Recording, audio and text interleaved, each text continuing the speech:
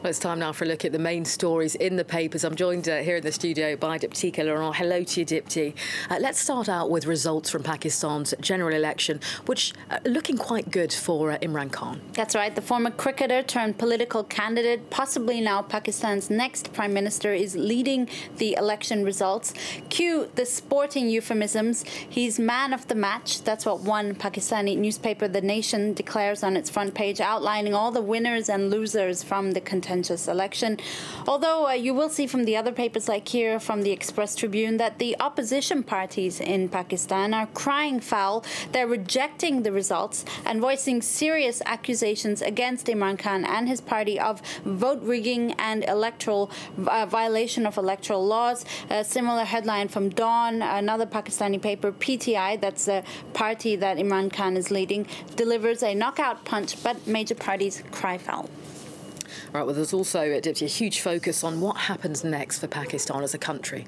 Well, let's stay with Dawn for this one. In this article, the writer hails all those who voted on Wednesday, who braved the hardships and danger to go out and vote. Indeed, there was even violence on the day of voting in the country. The writer also slams what he says is a lack of depth in candidates' electoral campaigns who presented vote-garnering wish lists than any real proposals for meaningful reforms on issues like the economic crisis, debt and security in Pakistan. As a result, the writer says the victorious government may end up falling back on the same, quote, rusted bureaucracy that's dogged the state in the past.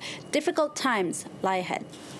All right, well, let's move on to this heartwarming story, Dipti, that's getting a lot of attention online, it has to be said. A Swedish woman's civic activism. Her name is Ellen Ersson. She's a 21-year-old Swedish woman who recently live-streamed her protest that she staged on board a flight from Sweden to Turkey. In flight, she refused to take her seat, thus holding up the plane, saying she would not be seated until another passenger, an Afghan asylum seeker who was being deported, would be allowed to stay in the country. She was ultimately successful and ended up getting the man off the aircraft, as you see in the video that went viral online. She's been hailed a hero and praised for using her privilege to take such a dominant stance on immigration. For The Independent, it's proof that the voice and actions of just one individual can make such an impact. And indeed, in the video, if you have a look, you'll see that fellow passengers are initially resistant to her protest, and by the end of it, when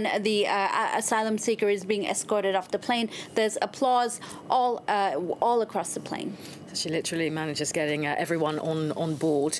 All right, much of Europe is going through a heat wave. It's dominating the front pages in the UK. Let's show you the front page of the Daily Mail. The British tabloid warns that the UK is bracing for its hottest day ever today, with temperatures set to hit 38.5 degrees.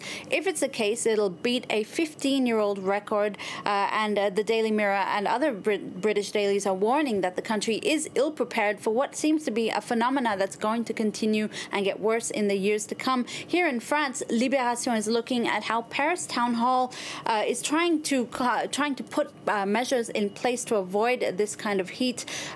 In one such solution involves laying out plaques that are made of quartz and resin. In periods of extreme heat, non-drinkable water will be released from a valve and then run over these plaques. The reaction will actually cause the water to evaporate and literally cool the air above the plaques. That sounds like an interesting theory there.